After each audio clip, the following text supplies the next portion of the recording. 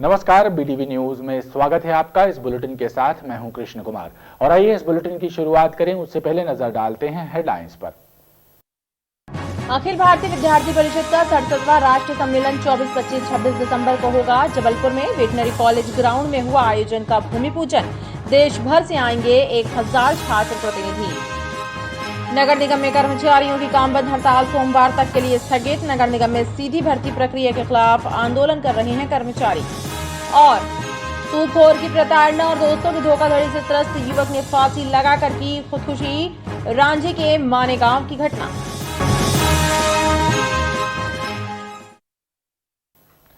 शनिवार 11 दिसंबर को पूरे देश के साथ साथ मध्य प्रदेश में भी नेशनल लोक अदालत का आयोजन किया जा रहा है। नेशनल लोक अदालत के लिए पूरे प्रदेश में 1377 खंडपीठों का गठन किया गया है। इन खंडपीठों में 1,85,000 प्रकरण निराकरण के लिए रखे गए हैं।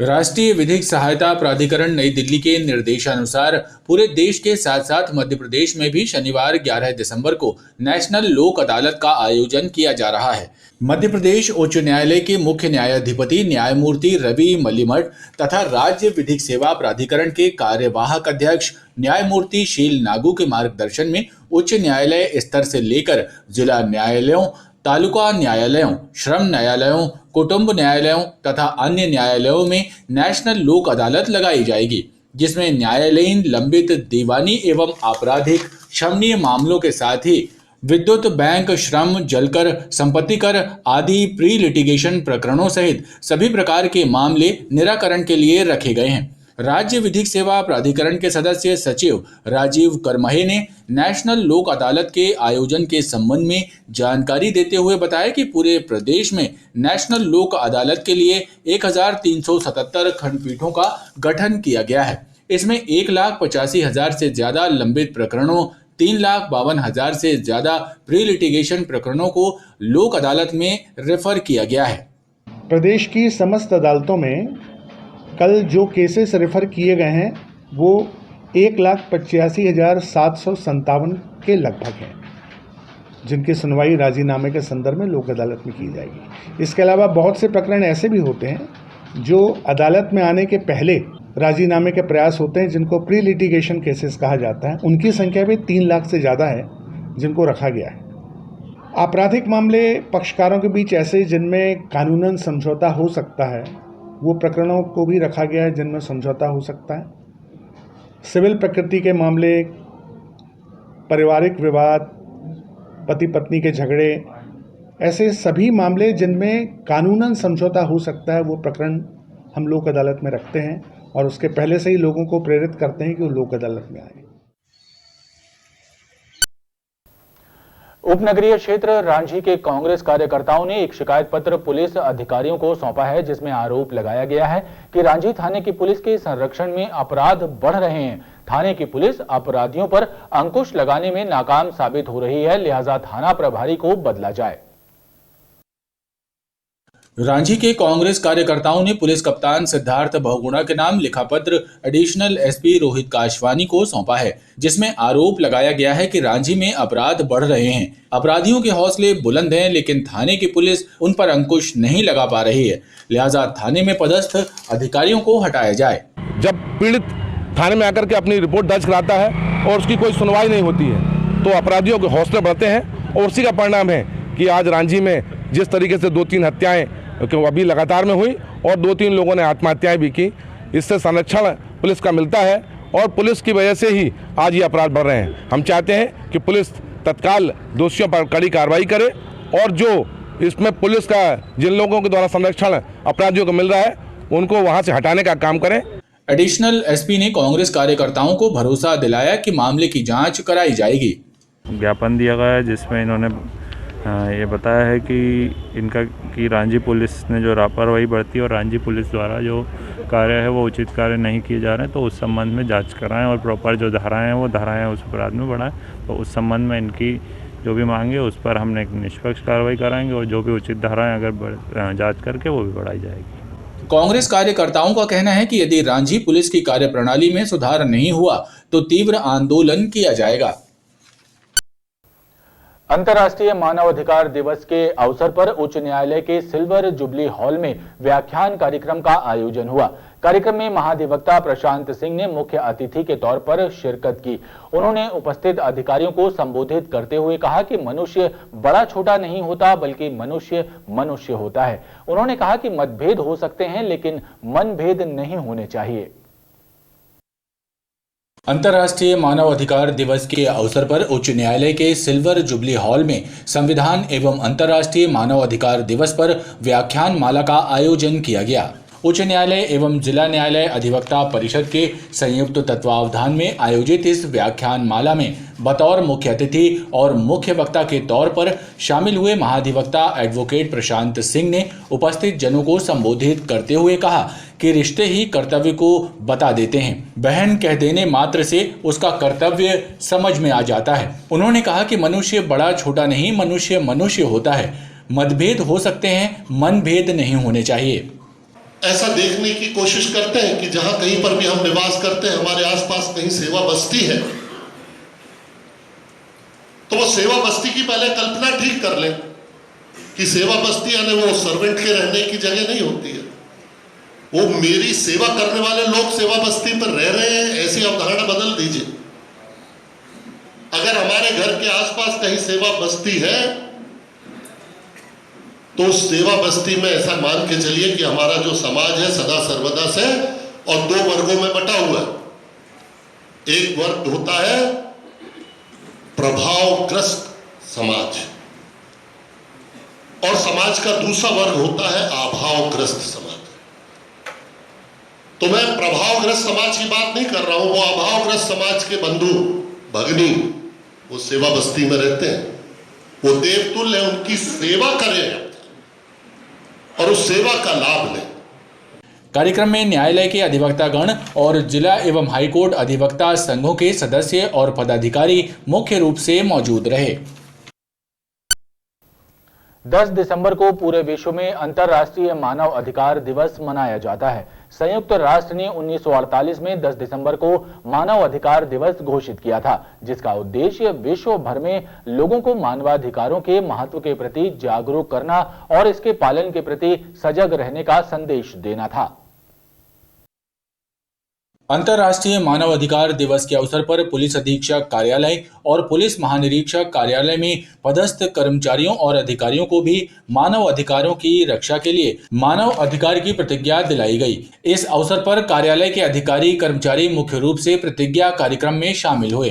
समर्थन करूंगा तथा मैं प्रत्यक्ष अथवा अप्रत्यक्ष रूप से भी किसी के मानव अधिकार का अपने विचार शब्द या कार्य से नुकसान नहीं करूंगा। देश के पहले सीडीएस जनरल बिपिन रावत, उनकी पत्नी मधुलिका रावत सहित हेलीकॉप्टर क्रैश में शहीद हुए सेना के अधिकारियों को एनसीसी कैडेट्स ने श्रद्धांजलि अर्पित करते हुए सभी की आत्म शांति के लिए भगवान से प्रार्थना की। सदर स्थित शहीद स्मारक पर एनसीसी कैडेट्स ने शहीदों की याद में मोमबत्तियां जलाई और उन्हें श्रद्धा सुमन अर्पित किए। देश के पहले सीडीएस जनरल बिपिन रावत, उनकी पत्नी मधुलिका रावत सहित हेलीकॉप्टर क्रैश में शहीद हुए सेना के ऑफिसर्स को संस्कारधानी में भी श्रद्धांजलि अर्पित की गई। एनसीसी कैडेट्स के अलावा विभिन्न राजनीतिक और सामाजिक संगठनों ने इस हादसे पर शोक व्यक्त किया और शहीदों को अपनी श्रद्धांजलि दी। सदर स्थित शहीद स्मारक पर एनसीसी कैडेट्स ने शहीदों की याद में मोमबत्तियां जलाई और उन्हें श्रद्धांजलि अर्पित करते हुए भगवान से उनकी आत्मा की शांति के लिए प्रार्थना की। श्रद्धांजलि और प्रार्थना सभा में adm officer NCC major Arundhati भी शामिल हुई। जनरल बिपिन रावत, उनके वाइफ मैम और बाकी जो 11 लोग डिफेंस पर्सनल जो शहीद हुए हैं, तो उनकी आत्मा की शांति के लिए आज ये बच्चों एनसीसी ऑल इंडिया में सारे बच्चों को हर जगह ये अपील की गई है कि 6 बजे से 6:30 बजे के बीच में मास प्रेयर की जाए, ताकि ये एक प्रेयर के वाइब्रेशन से उनके आत्मा को शांति मिले। वहीं भारतीय जनता पार्टी के कार्यकर्ताओं ने भी सीडीएस जनरल बिपिन रावत, उनकी पत्नी मधुलिका रावत और हादसे में शहीद हुए आर्मी के सभी अधिकारियों को श्रद्धा सुमन अर्पित किए। भाजपा नेताओं ने इस हादसे को दुखद और देश के लिए अपूरणीय क्षति बताया। जिस तरह वे और उनकी टीम के लोग, वे 13-14 लोग सवार थे, जिसमें 13 लोगों की मृत्यु हुई, वास्तव में इस देश को हिला दिया। बड़ी दुखद घटना है। देश की सुरक्षा के ऊपर ईश्वरीय आघात कहा जा सकता है इसको। अभी आज हम सब द्रवित मन से कृतज्ञ राष्ट्र की ओर से हम सब उनको, भारतीय जनता पार्टी के कार्यकर्ता, उनका श्रद्धांजलि अर्पित करते हैं। कल जब हम सभी लोगों को इस बात की खबर लगी कि हमारे सीडीएस जनरल बिपिन रावत जी, जो कि एक हेलीकॉप्टर से आ रहे थे, निश्चित रूप से 13 लोग उसमें थे, जो 14 लोग थे, जिसमें से 13 लोगों की मृत्यु हो गई। ये हमारे लिए बहुत ही दुर्भाग्य का विषय है, क्योंकि हम सब जानते हैं कि विगत 2019 से जब से वो सीडीएस बने थे, लगातार उन्होंने सैनिकों का हौसला बढ़ाया। हमारे देश की रक्षा के लिए जिस प्रकार से उन्होंने मेहनत की, वो एक अपने आप में अद्वितीय थी। क्योंकि हमने देखा कि जब से वो सीडीएस बने थे, लगातार वो दौरे करते रहे और किसी भी बॉर्डर पे किसी भी तरीके से निपटने के लिए तैयारी वो रखे हुए थे। आज वो हमारे बीच में नहीं है। हम सब बहुत ही द्रवित हैं और मैं परमपिता परमेश्वर से प्रार्थना करता हूं कि हे प्रभु, उन्हें अपने चरणों में स्थान दे। वहीं विभिन्न सामाजिक और स्वयंसेवी संगठनों ने भी गोल बाजार शहीद स्मारक में श्रद्धांजलि सभा का आयोजन कर सीडीएस जनरल बिपिन रावत सहित सभी शहीदों को श्रद्धांजलि अर्पित की।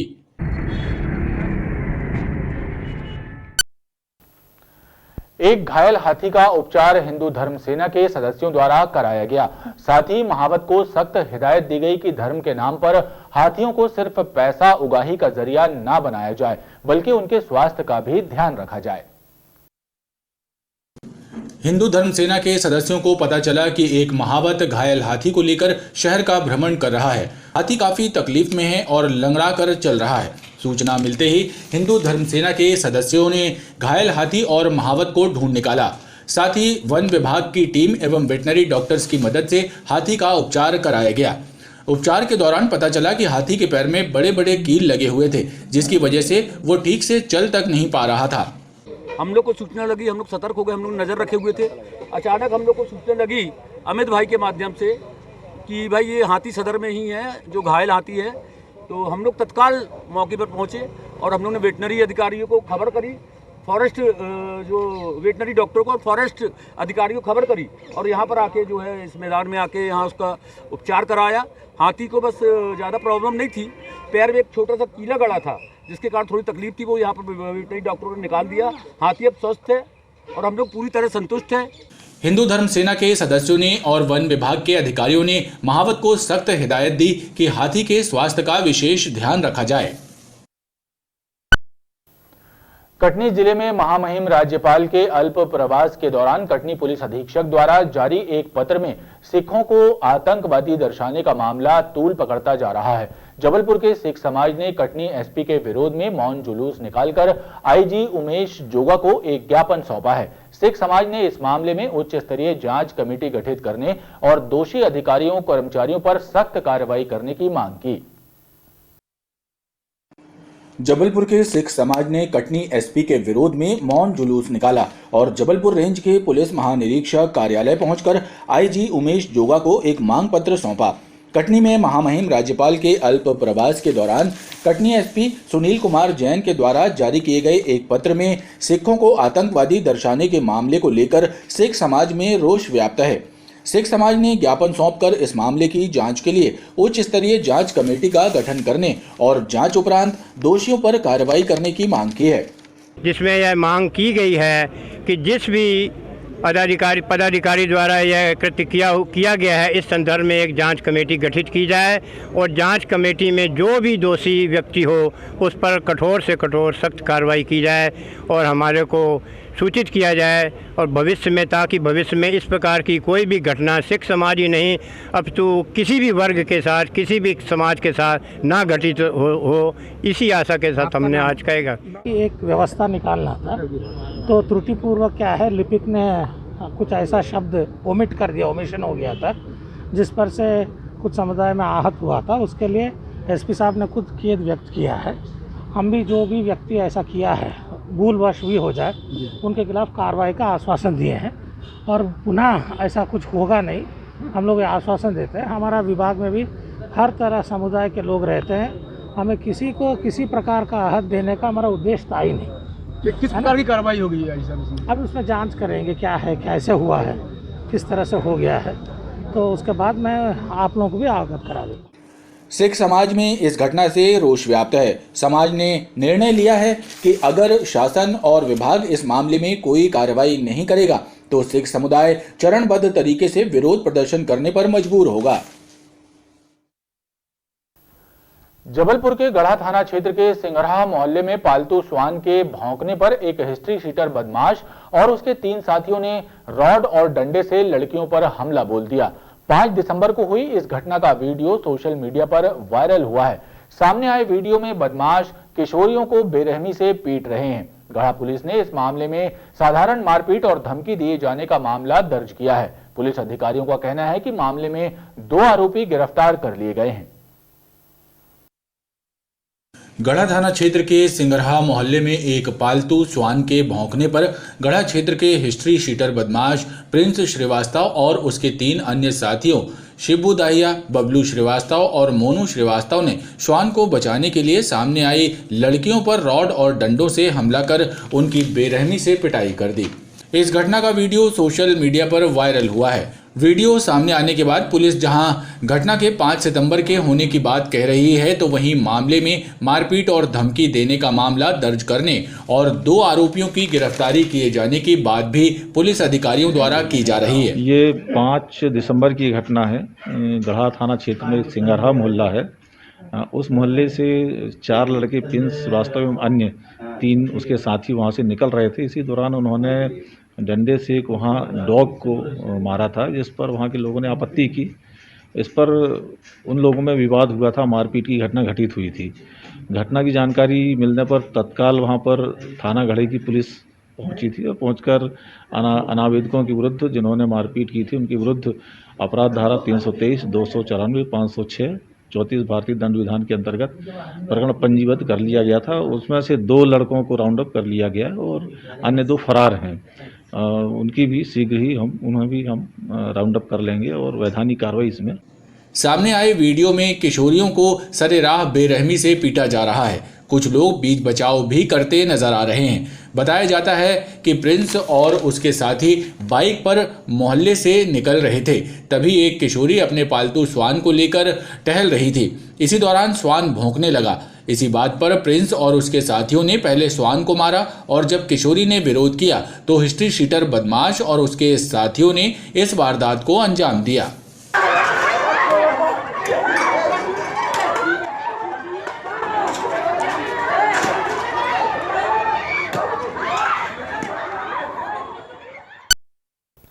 हनुमानताल पुलिस ने 2 शातिर बदमाशों को पिस्टल, कारतूस और चाइना चाकू के साथ गिरफ्तार किया है। दोनों बदमाश हनुमानताल तालाब जैन मंदिर के पास हथियारों के साथ पकड़े गए।